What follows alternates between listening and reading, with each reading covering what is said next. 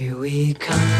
In the fall of 1966, four madcap musicians, a mix of the Beatles and the Marx Brothers, made their debut on American television. Hey, hey, we're the Monkees, and people say we monkey around. For the next 58 episodes, the Monkees would turn pop culture upside down. Don't you want to be famous, the idol of millions? No, we just want to be revered by a small minority. A small minority? Small minority, small minority. Like a tribe of African pygmies. Get it? Pygmies, huh? Half a century later, Does the big 5-0 mean anything really to you guys? Or? Well, you have to ask us a lot.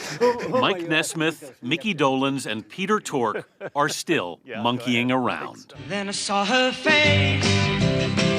Now I'm a believer. The Monkees would outsell the Beatles and the Stones in 1967. Their first 4 albums went to #1. I'm not your stepping stone. A made-for-TV band, they were assembled by the show's producers, Bert Schneider and Bob Rafelson, who put this ad in Variety seeking 4 insane boys. Not your stepping stone. Mike Nesmith was playing at the Troubadour when a friend came in and said, I just saw this ad in Variety. I think you should go down and try out for it. So I did. I got the job. He went to the audition in the same knit cap he'd wear for the show. I don't think I'm a goof. I don't think you're a goof. Right, okay. I think I'm out of work. And I hope I get this serious. But goof, no, I'm not a goof. I didn't go to the cattle call. I'd already had a series, you'll see. I see you're practicing to be a musician, huh? Drummer boy. Mickey Dolenz had had a lead in a show called Circus Boy. Pardon? Peter Tork, a folk singer, heard about the auditions from his friend, Stephen Stills, who'd been passed over. So Steve had to settle for Crosby, Stills, Nash & Young. He's never forgiven me.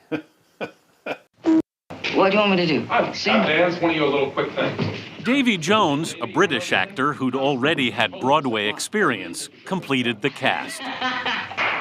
Did the 4 of you connect pretty quickly? Instantly. It was scary. There were no duds among us, except me. But I wasn't really a dud. I played one on television. This cufflink contains a miniaturized tape recorder. If I wear 2 of them, can I record in stereo? You know, Bob said to me, well, Bob Rafelson, so well, we could have hired any 4 guys. I said, yeah, but you didn't. You hired us 4. He said, well, but any 4 guys could do what you're doing. I said, no, they couldn't have, because what we are, we brought the force of our character to it. Take the last train to Foxville. I'll be waiting at the station. But the boys would butt heads with the show's music producer, Don Kirshner, who used outside session musicians to make the Monkees' first records. I thought they wanted me to play for them. No. I was mistaken. And how did you feel about that? I was mortified. And they were doing Clarksville. And I wrote a counterpoint. I had studied music, and I brought it to them, and they said, no, Peter, you don't understand. This is the record. It's all done. We don't need you. Is it true that Davy Jones at one point dumped a Coca-Cola on top of Don Kirshner's head? It was me. It was me. You did that? It was me. He poured the Coke over his head, and I lost it. And I think when I lost it, I think it really just made Donnie. It's like, oh no, they're laughing at me. And it's like, yes, Donnie, we are. Oh, those silly monkeys. The fictional band became such a phenomenon, fans wanted to see them live. It's like, well, yeah, now what? So the producers finally allowed them to play.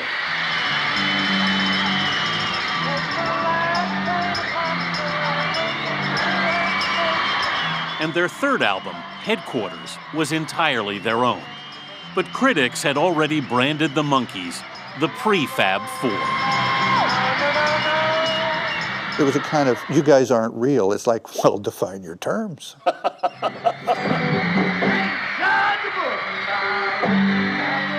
You were fake band that became a real band that wasn't really real? Well, yeah, see, now you're off in the weeds with me. Because I don't know the answer to that question, and Mick doesn't know, and if Peter says he does, he's lying.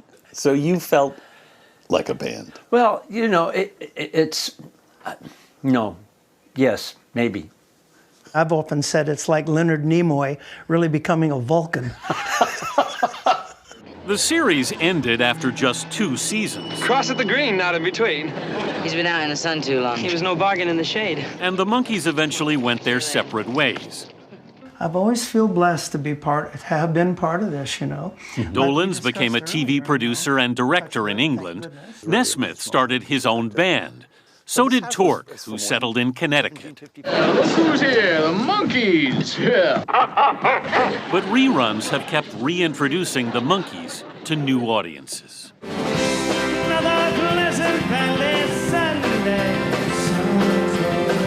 To mark their 50th anniversary, Dolenz and Torque have headed out on tour again.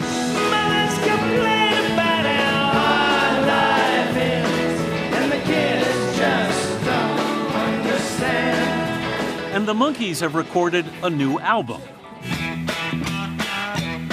Produced by Fountains of Wayne frontman Adam Schlesinger, a longtime fan. Schlesinger reached out to other indie rock stars who loved the band. Ben Gibbard of Death Cab for Cutie, Britain's Paul Weller and Noel Gallagher, and Weezer's Rivers Cuomo have all written songs for the new Monkees record, Good Times. It's a pretty impressive list. It's a great list, isn't it? And again, me, lucky. They say you need love to love. They also unearthed an unreleased vintage Monkees track that features the late Davy Jones, who died of a heart attack in 2012. David was something. His loss was completely unexpected to you guys. Mm-hmm. Yeah. The youngest of us to go first. When you first had to go out there without Davy, how did that feel? Mickey said, well, how am I going to sing Daydream Believer? Right. And I said, well, you can't. It doesn't belong to us anymore. It belongs to them. Sing along with Davy.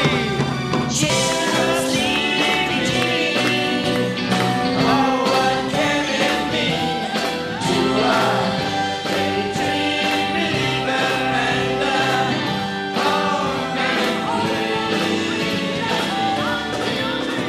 a Do you think this could be your last tour?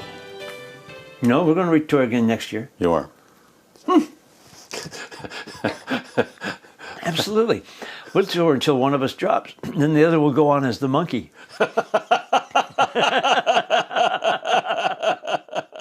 Hey, it's the monkey. And people say, I monkey around.